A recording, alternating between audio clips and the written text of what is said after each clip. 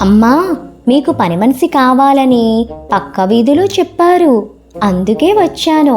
నేను బాగా పనిచేస్తాను అని అన్నది అలివేలు. నీ గురించి తెలియకుండా నిన్ను ఎలా పనిలోకి పెట్టుకునేది? సరే, ముందు ఈ బట్టలు ఉతికి ఆరేసిరా, తరువాత నీతో మాట్లాడుతాను అని అన్నది అనసూయమ్మ. అలివేలు బట్టలు తీసుకొని సబ్బు నీళ్లతో నానబెడుతుండగా ఓ చొక్కా జోబులో 500 రూపాయల నోటు కనిపించింది. హాల్లో అనసూయమ్మ టీవీ చూస్తున్నది.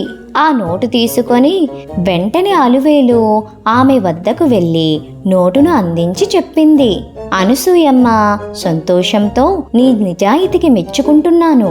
ఇదిగో అమ్మాయి, నేను నీ గురించి నా మనసులో అనుకున్నది ఉన్నట్టుగా చెప్పదలుచుకునిచున్నాను.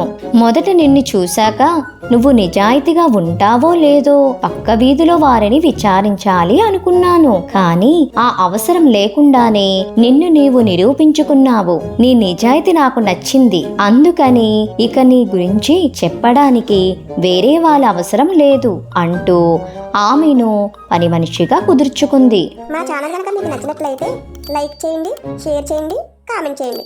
అలాగే సబ్స్క్రైబ్ కూడా చేసుకోండి.